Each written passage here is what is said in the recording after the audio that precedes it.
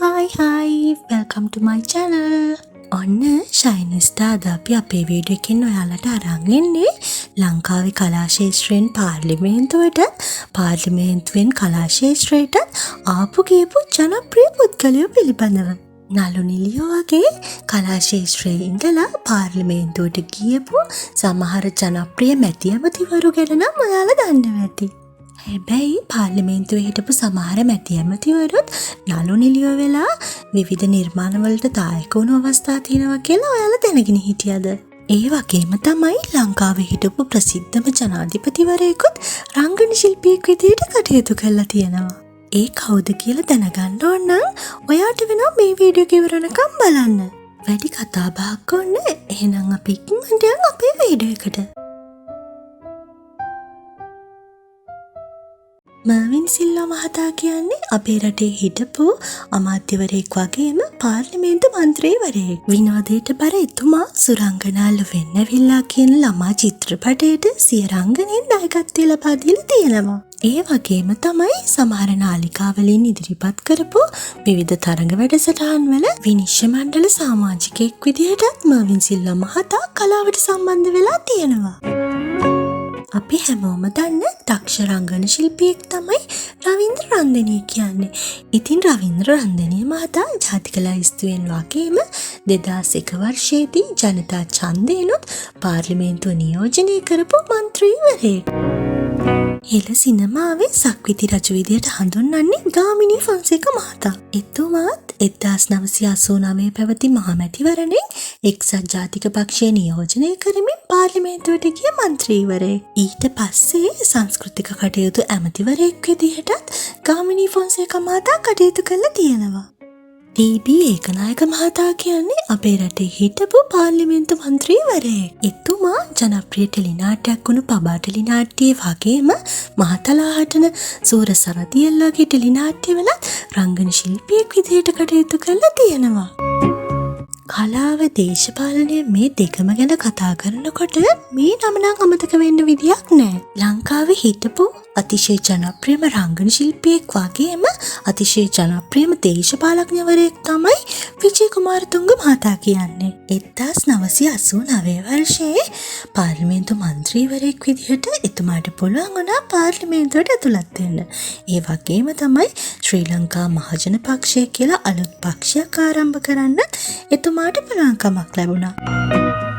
හෙළ සිනමාවේ නිලි රැජින තමයි මාලිනී ෆොන්සේකා මහත්මිය කියන්නේ. ඉතින් එතුමියත් ජාතික ලැයිස්තුවෙන් පාර්ලිමේන්තුවට ගිහිල්ලා පාර්ලිමේන්තුව නියෝජනය කරපු මන්ත්‍රීවරියක්. සුජීව සේනසිංහ කියන්නේ සමගි ජන බලවේගයේ නියෝජනය කරන පාර්ලිමේන්තු මන්ත්‍රීවරයෙක්. ඉතින් එතුමා 2007 වර්ෂයේ තිරගත වුණු යහළුවෝ කියන සිංහල චිත්‍රපටයට සිය රංගනයෙන් දායකත්වය ලබා දීලා තියෙනවා. විජේ කුමාරතුංග මහතාගේ ඥාති පුත්‍රයෙක් වෙන ජීවන් කුමාරණතුංග මහතා කියන්නේ අපේ හෙළ සිනමාවට නම් නැතුව වැරි ජාතියේ චරිතයක්. දක්ෂ මහා ජනප්‍රියම රංගන ශිල්පියෙක් වුණු මෙතුමාත් පාර්ලිමේන්තුව නියෝජනය කරපු මන්ත්‍රීවරයෙක්. ඒ වගේම තමයි එතුමා ක්‍රීඩා හා යෞවන කටයුතු වගේ අමාත්‍යංශ රැසක අමාත්‍ය ධුර දරපු අමාත්‍යවරයෙක්. සනත් ගුණතිලක කියන්නේ හෙළ සිනමාවේ ජනප්‍රිය රංගන ශිල්පියෙක්. එතුමා දේශපාලනයට සම්බන්ධ වෙන්නේ බස්නාහිර පළාත් සභාවේ මන්ත්‍රීවරයෙක් විදිහට. සමහර අය කැමති, සමහර අය අකමැති දයාසිරි ජයසේකර කියන්නේත් අපිට හිටපු අමාත්‍යවරයෙක් වගේම මන්ත්‍රීවරයෙක්. දේශපාලනයට අමතරව එතුමා ගීත ගායනා කරමින් එතුමාගේම ගීතයකුත් නිර්මාණය කරලා තියෙනවා. සිංහල සිනමාවේ තවත් සුරූපී රංගන ශිල්පිනියක් තමයි ගීතා කුමාරසිංහ මහත්මිය කියන්නේ. එතුමියත් හිටපු මන්ත්‍රීවරියක් වගේම රාජ්‍ය අමාත්‍යවරයෙකුත් වෙනවා. වංශොට් කිව්වහම නොදන්න කෙනෙක් නෑ. චිත්‍රපටවල දේශපාලඥවරයෙකුගේ භූමිකාව රඟ දක්වනවා වගේම ඇත්ත ජීවිතයේදීත් රංජන් රාමනායක කියන්නේ හිටපු රාජ්‍ය අමාත්‍යවරයෙක් වගේම මන්ත්‍රීවරයෙක් විදිහට දේශපාලනයට සම්බන්ධ වුණු පුද්ගලයෙක්. ටිකක් විතර කටසර කාන්තා දේශපාලන චරිතයක් තමයි හිරුනිකා ප්‍රේමචන්ද්‍ර කියන්නේ. රංගන ශිල්පිනියක් තරමටම සුන්දර එතුමියත් උදුම්බරා කියන චිත්‍රපටයට සිය රංගනයෙන් දායකත්වය ලබා දීලා තියෙනවා.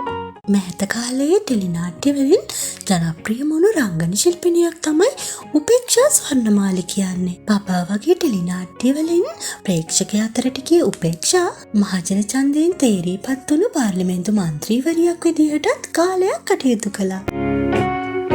රංගන ශිල්පීන් අතරින් ඉතා කඩවසන්ම රංගන ශිල්පියෙක් තමයි උත්තික ප්‍රේමරත්න කියන්නේ. එතුමාත් විශාල ඡන්ද සංඛ්‍යාවක් ලබාගෙන පාර්ලිමේන්තුව නියෝජනය කරපු මන්ත්‍රීවරයෙක්.